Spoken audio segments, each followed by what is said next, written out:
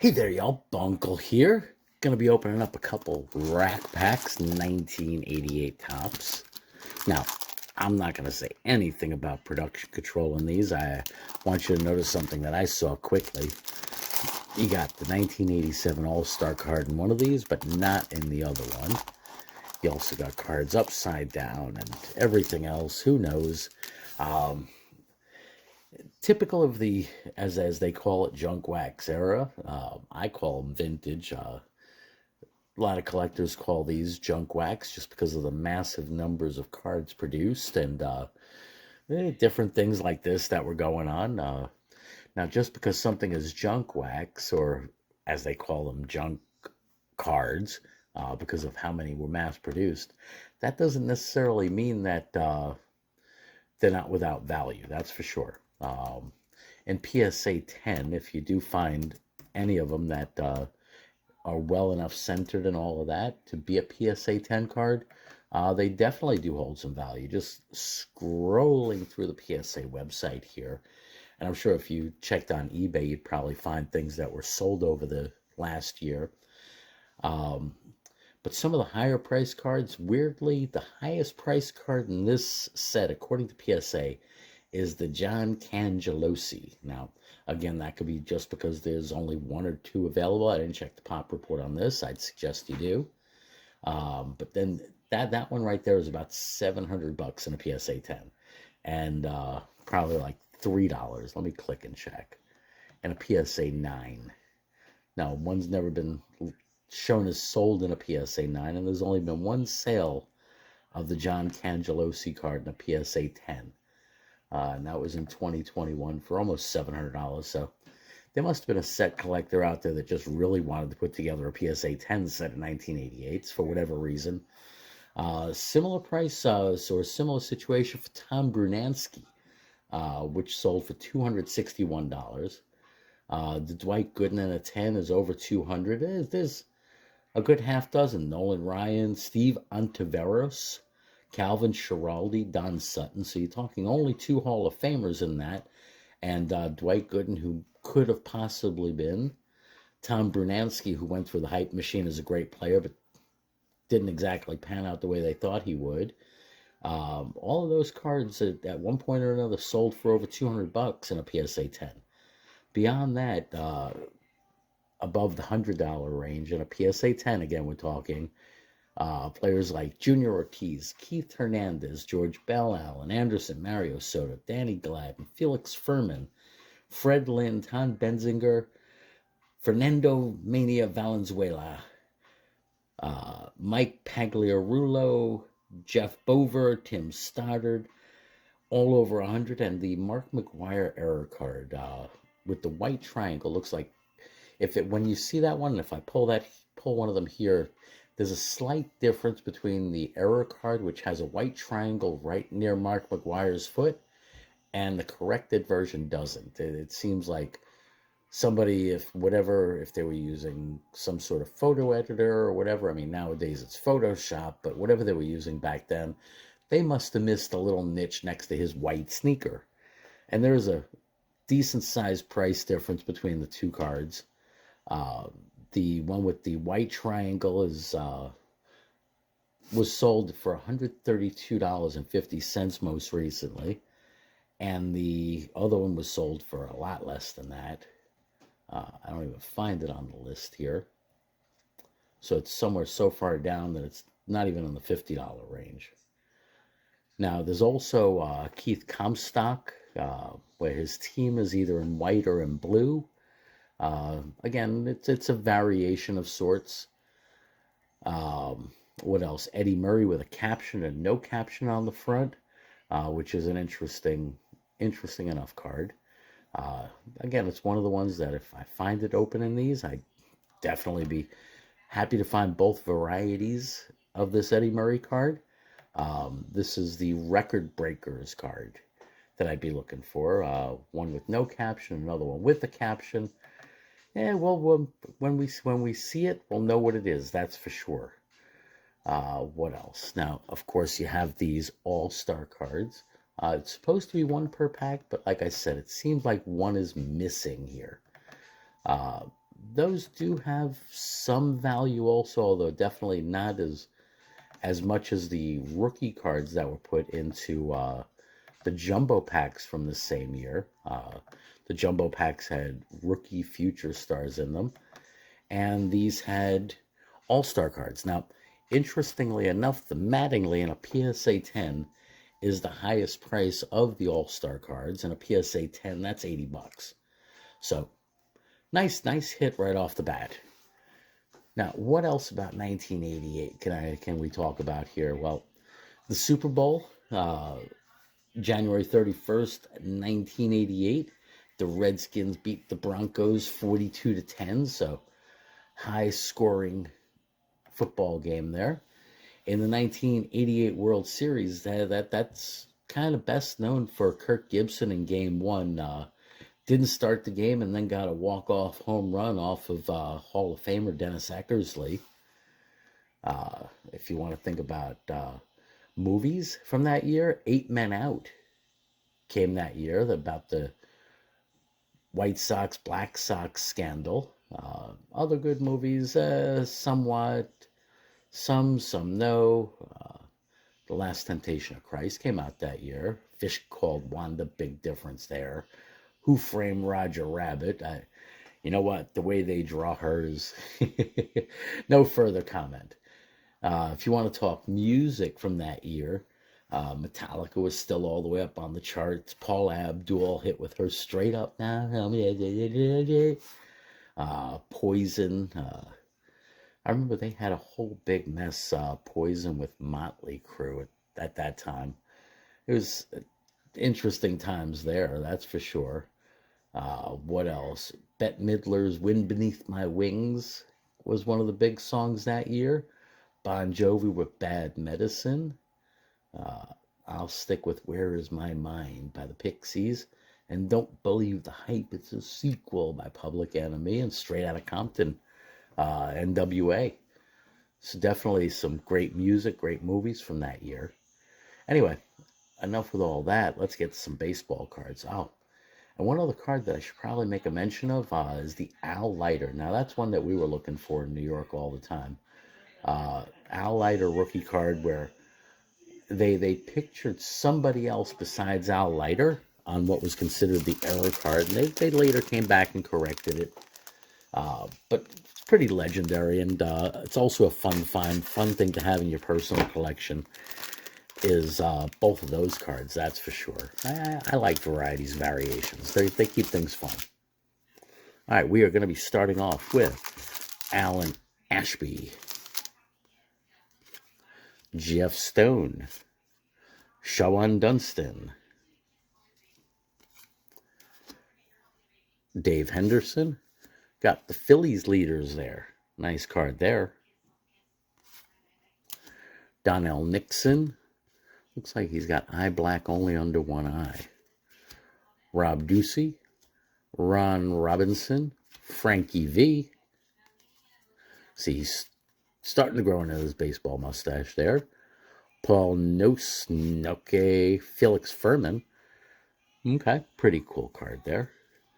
As I mentioned, in a PSA 10, one was sold at one point for $150. You know what? I'm going to keep that one on the side. Centering on that one looks pretty fairly even. I mean, centering kind of kills you on all of these, but I'm going to keep that one off to the side. Got Ernie Riles. Ooh, and speaking of Al Leiter, there goes one of the Al Leiter varieties. All right, very cool. I'll keep that one up over there. I'll wrap that up in a second. And Gene Mark looking all tense there. Let's get the Al Leiter and a frapper. And I'm going to get that Felix Furman in one also. Just put a little bit of protection around it.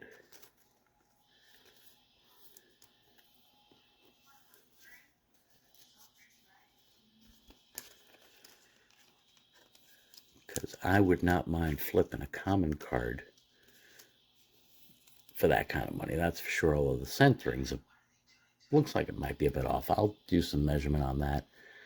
As long as it hits that 55-45, it's all good. All right, let's get to part number 2 here. Now this is just a 2-pack opening. Pardon the cough there. A little bit of a dry throat going right now. All right. We got Jody Reed. Steve Ontiveros. I mentioned him as a higher price card also. That's definitely off center. So you go common. Jay Aldrich. Ed Romero. Mike Bilecki. Larry Herndon. Steve Crawford. Mark Grant. James Steels. Mark Real. Don Sutton. Okay. See, and again, centering is off a bit on that one. So, Eric Plunk. Greg Maddux. Centering off on that one also left to right. And David Coney. Nice card there. That, I believe this is David Cone rookie. So I don't remember him being in the 87 set. I'm going to throw that one up also. Cone had a great career with the Mets and with the Yankees. Bounced around a couple of the teams also. Not a Hall of Famer, but great pitcher.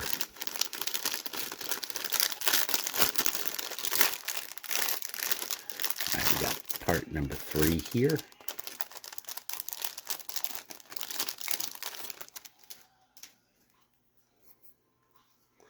All right, we're starting off with Gary Gaetti, part of that great Twins team. Fred Manrique, Todd Worrell, Mike Mason, Dave Schmidt, Steve Farrer, Greg Gagne, Cal Ripken Sr. for you, Nick Isaski, Lenny Dykstra. Now that one's definitely badly cut. Got the bow. All right. Badly centered there, top to bottom, left to right, all over the place. Domingo Ramos, Wizard of Oz, great Hall of Famer there, and Jeff Calhoun. Got a couple more to frap up. I'm going to move Coney off to the side. Need to make some space for the Hall of Famers here. I don't know why I have the Felix Furman up on the Wall of Fame. I just wanted to keep that off to the side, and the outlier is just a cool one.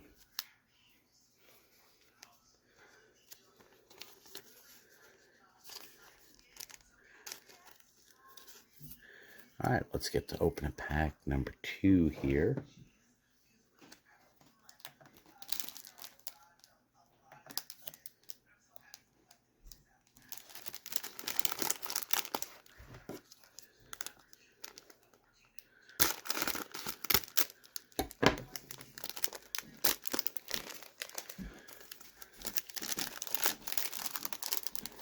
I'm definitely going to get that Mattingly in a frapper there.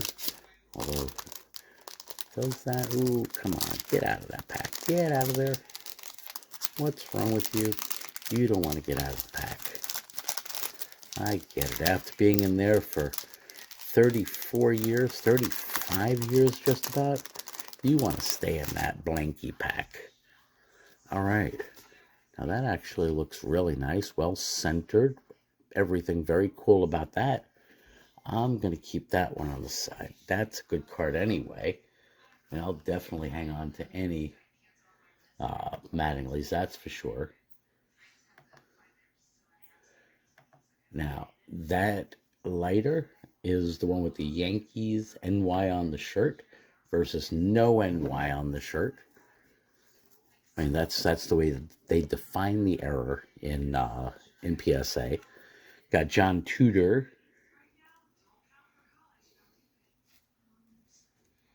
Sorry about that. I'm clicking away over here also, getting myself back situated. I probably shouldn't be doing this during a video. Kick me for it later if you don't mind. John Tudor. Wally Backman. George Brett, Hall of Famer card there. John Shelby. Nolan Ryan, great card to find. Very nice. Very, very nice. That's his number 6, the Ryan Express. Fans 200 for the 11th season of his career.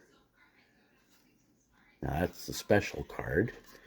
It's not the higher valued one, and centering on that is, of course, perfect. Okay, got Mario Soto.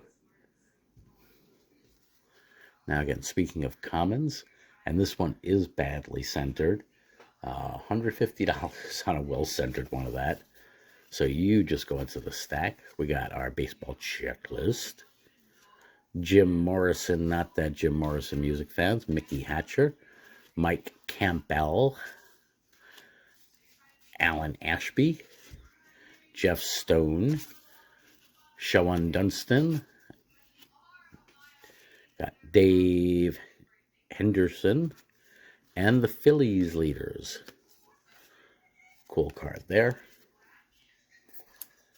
Let's get those frappered up.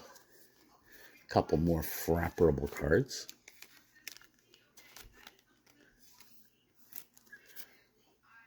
Keep that going on the Hall of Fame side. The Wall of Fame, Hall of Fame. Got the George Brett.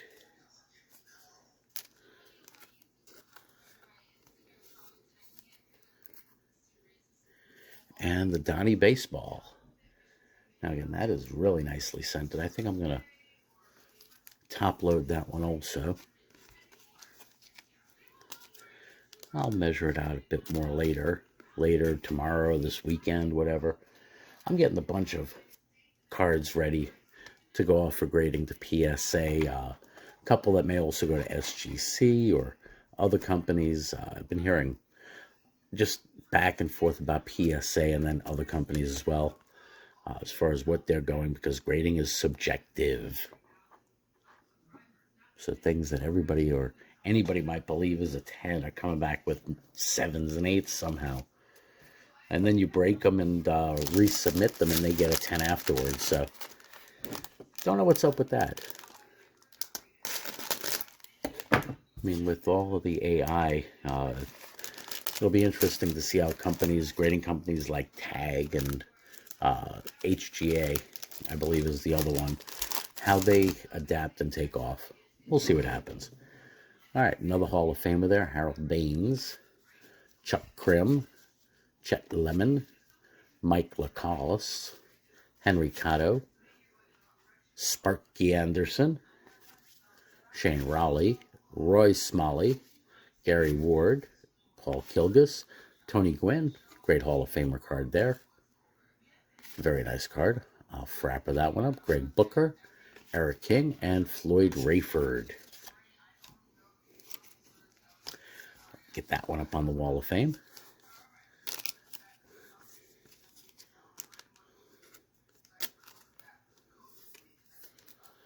All right. Gwynn, you go next to Brett. Makes sense. Batting average kings.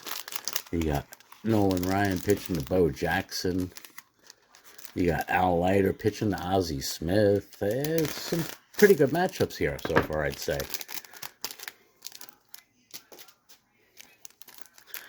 Here we got our last part. And this is El Cid Fernandez. Great Mets pitcher. Jose Lind. Just a lot of tough luck with the Mets pitchers between him and Ron Darling. If they would have had any other if they would have had batting support, hitting support during those years, they would have won 20, 21, 22 games a year. Jeff Montgomery, Lloyd Mosby, Charlie O'Brien, Bobby Thompson, Ken Landreau, Mookie Wilson, Bill Pecota, Dave Concepcion, part of the Big Red Machine. A long career there. He was playing forever and then a few days.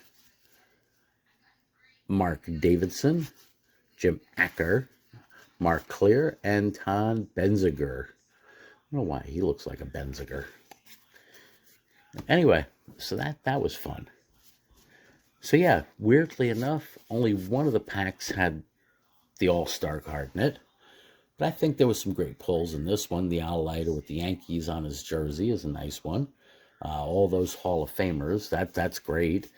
And if I found something, I'll check the centering on that one. But it looks pretty sharp to me. Corners are sharp, edges are sharp, all of that. I definitely wouldn't mind if that's worth grading, getting it graded, and looking for another set builder, set collector, trying to put together a PSA 10 set of this particular year, and be able to buy a couple more boxes of these cards. And sometimes flipping cards, it's something that you do just so you can end up buying more, so you could have more, so you could get some more towards your personal collection. There was a video that I was seeing recently. I forget who did it, but where they're basically working their way up from a good card. I don't remember what it was exactly, but from some card up to a T206. It reminds me of one of the old experiments trying to trade the red paper clip all the way up to getting a house, and the person succeeded.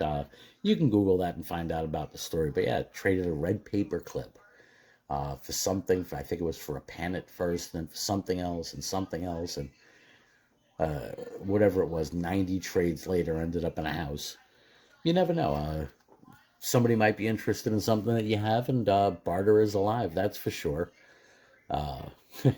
Just thinking about the egg situation going on in supermarkets. I don't know if it's the same thing by y'all, but I know when I was in the supermarket this weekend, in Walmart this past weekend, even there, looking at the price of like regular eggs or the organic bougie eggs, seeing prices of $5, $6, $7, $8, $9, $10 a dozen for eggs, kind of floored me. It makes it worth making a trip over to Pennsylvania, you know, quick couple hour drive, and seeing if I could hit one of the farm stands over there for some eggs. I mean, last time I rolled through there, they definitely had dozens in their mini fridges, and their prices right now are better than the supermarkets unless they jumped also. But thinking about barter, I wonder what they'd be willing to trade for. Maybe a Al Leiter with New York Yankees on his jersey. Who knows? Anyway, hope y'all enjoyed. Just want to say I definitely appreciate all subscribers, comments, thumbs up, and all of that other great stuff. Before cutting out on y'all here, y'all take care, stay well, stay blessed. Bunkle out.